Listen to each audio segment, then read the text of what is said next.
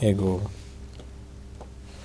Ndagushimiye wewe uri kurakurikirana kino kiganiro kandi ndaguhaye kaze ndi Sheikh niyo nizigiye ngira mbandanye ndabaganirira muri gwa rukurikirane rw'inyigisho itara nkabashimira Imana duhaye kano karyo kandi ndabandanya ndayisaba ngo ivugane nawe igutahuze ikwiyigishirize yo nyene.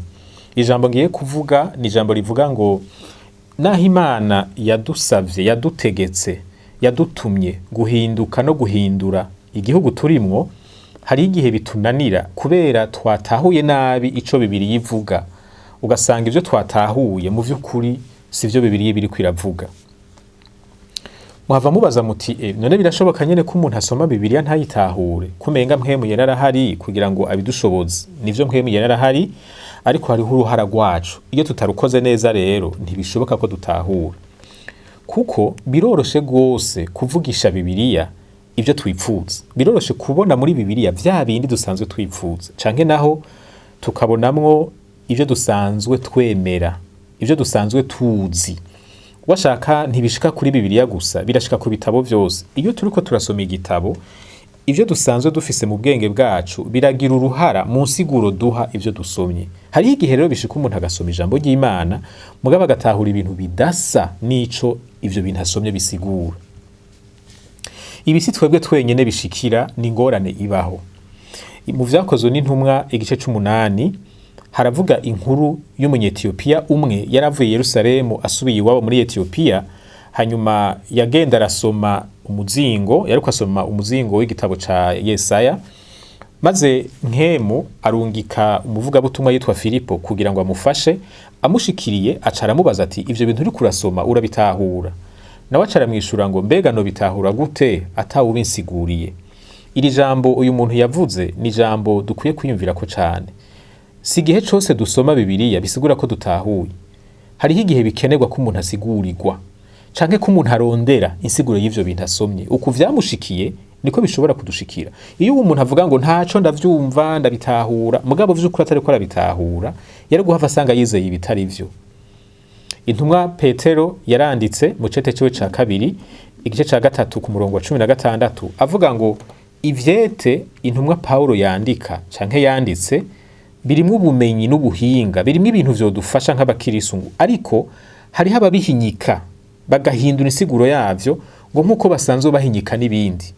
Aha tubonamwo umuntu asoma ijambo ry'Imana mugabo afise ivyo wenyene yifuza gutora, afise ivyo yifuza ko rivuga, ashaka ko rishigikira ikintu kanaka gisanzwe kiri mu bwenge bwiwe. Ivyo navyo birashobora gushika.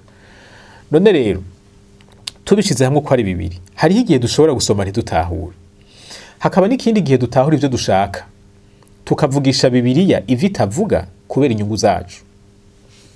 Muri ico gihe ntidushobora guhinduka nk'uko ijambo ry'Imana bidusaba, kuko ikiduhindura si insiguro twebwe twahaye ijambo ry'Imana dufatiye ku vyo dukunda canke ku bumenyi bwacu buke. Ikiduhindura ni ijambo ry'Imana ryatahuwe neza, kuko barya abantu baryanditse hariho ubutumwa bashaka gutanga. Iyo twatahuye neza ubwo butumwa tugaheza tukabushira mu ngiro, niho dushobora guhinduka. Reka ndabahe uburorero bubiri kugira ngo budufashe kumva neza iyi ngorane ndiko ndavuga. Hariho ijambo rivuga ko Imana ariyo ituma turonka ivyo dukeneye. Iryo jambo rivuzwe muri Bibiliya mu majambo atandukanye. Paulo aravuga ngo nigiki mufise mutahawe. Hariho ahandi ijambo ry'Imana rivuga ngo Imana niyo izotuma bironkeka. Nukuvuga ivyo dufise ni Imana idushoboza, ni Imana ibiduha. Hari abantu babitahura gutya. Hari abantu batahura ko iryo jambo risigura ngo twebwe ico dusabwa ni ukwizera no gusenga gusa, ibisigaye Imana izobikora.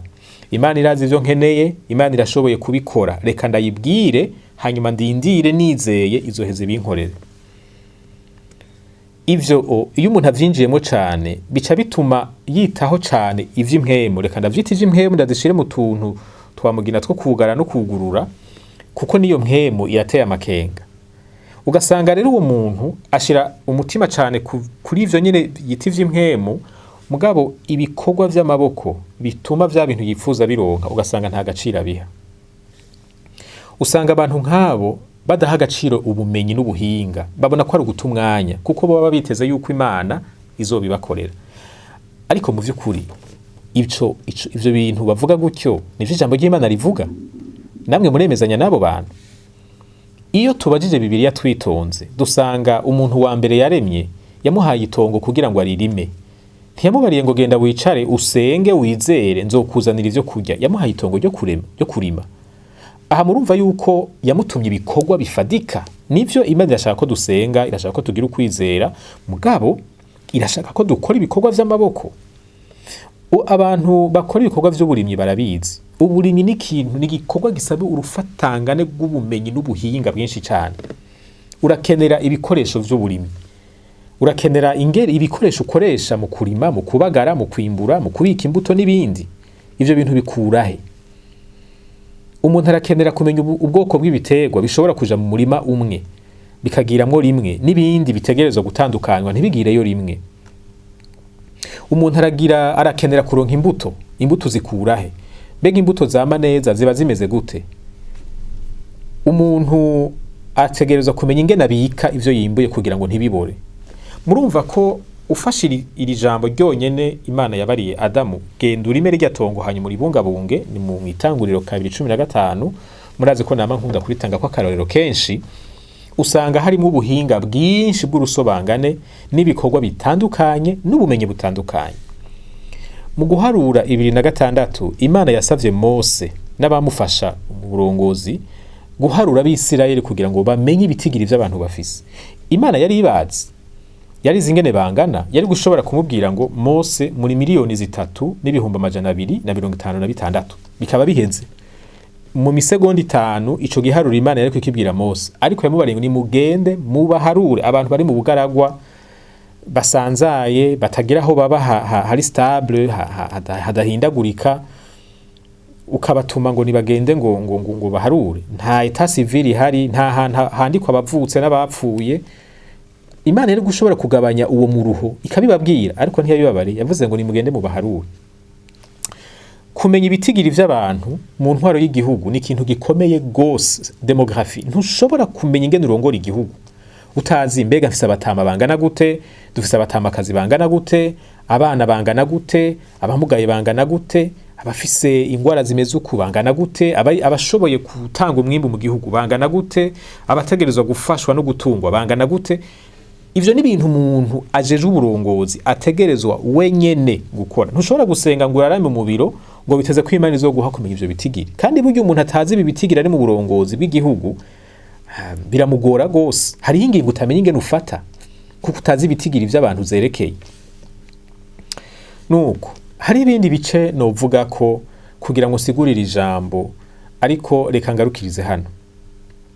Mu vy'ukuri rero Imana irafise ivyo itegerezwa gukora twebwe tudashoboye. Abantu bakunda ibikorwa bagaca bakuramwo Imana, abo nabo bakora irindi kosa. Imana yaradutumye gukora nivyo, ariko ntitwibaze ngo nitwe dushoboye gukora ibintu vyose Imana atacidushoboje, Imana atacikoze. Gusenga Imana, kwizigira Imana biguma bikenewe. Kurondera kumenya ico Imana ishaka tuguma tubikeneye, ariko ivyo tubikeneye natwe turiko turakora uruhara rwacu. Tudakoze ibituraba hariho ibintu bitazoba. Ubudakoze ntaronka umwimbu kiretse iyo yivye canke yawuhawe n'uwakoze. Kwizera ntigukuraho gukora, kuko twizera ko Imana izohezagira ivyo dukoze bihwanye n'ubugombe bwayo. Murumva ko rero dushobora gusoma Bibiliya tukayitahura kutariko, kandi ibi vyarashitse. Hari abakirisu babayeho uko batumva yuko ibikorwa vy'amaboko ari ibintu vy'agaciro. Hari abandi babifatanya no kuvuga ngo Yesu agira aze tugira tuje mu ijuru, ntibikeneye ko dukora imigambi miremire. Mugabo murabona n'ababayeho mu kinjana ca mbere bavuga ko agira aze gushika n'uyu munsi ntaraza. Muharura imyaka ihaciye, Yesu azoza nivyo, ariko muze dukora imigambi miremire azosange turiko turakora. Nitutabishika ko nta ngorane, tuzoba tugiye mu vyiza biruta ivyo turi mu uyu munsi. Ubundi niwe yavuze ngo uze ukora imigambi nk'uko umenga ufise imyaka 1000 yo kubaho, ngo ariko uze wame witeguye nk'uko womenga usigaje umunsi umwe. Kora imigambi nk'uzomara imyaka 1000, ariko mu kugwanira ubugororotsi, mu kutabika ivyaha mu mutima, ubeho nk'umuntu azopfa ejo. reka ntange akarorero ka kabiri kerekana ingene dushobora gutahura Bibiliya nabi kandi bikatubuza ryahinduka Imana idusaba. Hariho abantu bazi yuko iyo umuntu agize ivyago mu buzima bwa misi yose mu kubaho kwiwe bisigura yuko afise ingorane mu buryo bw'impwemu. Umuntu arubatse urugo rwiwe ntaronse uruvyaro, umuntu arize amashure aragwaye biranse ayaciriye hagati, umuntu arubatse akazu haje umuyaga urakagurura uragatwaye. Bagaca bavuga bati uko biri kose hariho ivyaha, hariho umuvumo, hariho inkurikizi mbi ziva mu buryo ziva mu isi y'impwemu ziriko ziramukurikirana. Umuntu abuze akazi, umuntu agwaye ingwara ikamugora cane canke akavyara abana bamugaye. Abantu benshi washaka n'abakristo barimwo ntibashira umutima ku kumenya ibi bintu vyatewe niki. Inyishu bakunda gutanga hariho ingorane kuri uwo muntu mu buryo bw'impwemu. Iki kintu gihindukije gisigura yuko umuntu aroraniwe, umuntu atunze, umuntu aronse akazi keza, vyerekana yuko mu buryo bw'impwemu bimeze neza. Tugaca dufata abantu bafise ivyago tukabagiriza ivyaha, tugafata abantu batunze baroraniwe tukabafata nk'abantu bagororotse. Ariko dusomye Bibiliya uza gusanga ibintu bitoroshe nk'uko abantu bagomba kubifata. Satani aracakorera muri ino si, kandi Satani ntakora ivyiza, namwe muramuzi. Ikibi kiracariho hano kw'isi, kandi ikibi ntikitora ntigishikira abantu b'inkozi z'ikibi gusa, n'abagororotsi kirabashikira. Yohana 9 kuva ku murongo wa mbere gushika ku murongo wa 3, abigishwa babonye umuntu amugaye baca barabaza Yesu bati uyu muntu ni kubera iki yabaye kimuga, ninde yacumuye hagati yiwe n'abavyeyi biwe? Bo mu bwenge bwabo bumva hariho umuntu yacumuye. Ntibishoboka ko umuntu amugara gutya ata muntu yacumuye, nimba atariwe n'abavyeyi biwe. Murazi inyishu Yesu yabishuye, yababwiye ngo si umuntu yacumuye kandi si n'abavyeyi biwe. Ibi vyabaye gutyo kugira ngo bigaragaze kugira neza kw'Imana, ububasha bw'Imana. Umugororotsi arashobora kugira ivyago kandi atacumuye. Yobu ntiyabanje gucumura kugira ngo Satani amutere, inkuru yiwe murayizi. Muri Yohana 16:3 Yesu ariko arasezera abigishwa biwe yababwiye ngo muri iyi si muzogira ivyago vyinshi, ariko mureme jewe naranesheje. Kandi koko uko yababivuze niko vyabaye. Murabizi ivyo bakoreye Yakobo, bamuciye umutwe, Herode yamuciye umutwe. Ego nivyo agerageje gufunga, afunze Petero ashaka kumwica, Imana yaramutabaye. Mugabo Yakobo ntiyatabawe. Stefano vyagenze gute? Bamwicishije amabuye. Kandi yazize kuba ari umwigisho wa Kristo, cyane cyane amajambo yababwiye akomeye, ukuri gukomeye batashobora kwihanganira. Abigishwa ba Yesu hafi bose bapfuye bishwe. Ivyo yababariye vyarabashitseko, ntiyari amajambo gusa yo mu kirere, aya si amajambo yo mu mpwemu, kwari ukuri. Ariko ntibapfuye bazira ivyaha, suko bari bacumuye. Nivyo hariho igihe ivyaha bituruka ku bikorwa vya Satani. Turabizi yuko Satani akora agateza ivyaga abantu. Mu vyakozwe n'intumwa 15 ku murongo wa 16 bazanye umuntu agwaye impwemu mbi bamuzaniye abigishwa. Yari afise ingorane zo kugwara kubera yaziterwa n'impwemu mbi. Ivyo birabaho, sindiko ndabihakana, ariko iyo tubifashe muri rusangi tukavuga ngo umuntu wese agize ingorane biva mu isi y'umwijima, ivyo bintu bica bituma n'ingorane isanzwe tutagerageza kwironderera umuti mu buryo bufadika. Ivyo nivyo vyama bituma washaka n'intwaro igeraho ikarira amashengera mwamwe, kubera usanga hariho ibibanza basengera abantu bagwaye, ugasanga n'umuntu agwaye malaria bamutwaye muri ivyo vyumba vyo gusenga, kandi hariho umuti ku bitaro ushobora kumuvura. Abantu bagapfira muri ivyo vyumba kubera ukugwara kwiwe bakwitiranije n'ivy'amadayimoni. Si ingwara zose zituruka ku madayimoni. Hariho abandi bagwara ingwara zo mu mutwe kubera ukuremererwa kw'ibibazo barimwo, ugasanga stress yarabarengeye, ivyiyumviro bidahera bamamwo kubera amagorwa bafise mu ngo. Aho kumujana ku baganga bajeje gufasha abantu bafise ingorane mu mutwe ngo babumvirize babafashe, bagaca baja kumusengera. Vyagera igihe bigakara gose kubera ubwenge bwarengewe, akamera nk'umuntu asaze, bagaca batangura kumuboha, bakaja kumutwara mu bitaro bivura abantu bagwaye mu mutwe. Umuntu yaramaze kononekara kandi yari gushobora gukira hakiri kare. Ibi ndiko ndabivuga kuko hariho bamwe twaganiriye bakora muri ivyo bitaro, bakavuga ingene abantu bavuye mu mashengero babashikanayo barasinzikaye kubera batibutse kubajana hakiri kare ngo babafashe ibintu bikiri hafi, bakabandanya basengera amadayimoni atahari, ibintu vyaraparanganye mu bwenge kubera umuremerezi bw'ingorane uwo muntu abayemwo, kandi hariho umuti bajya abahinga babazi ingene umuntu ashobora kubisohokamo. None rero twiyubare cane ukuntu dusoma Bibiliya, ntituyivugishe ivyo itavuga, kuko tuyivugishije ivyo itavuga ntituzohinduka.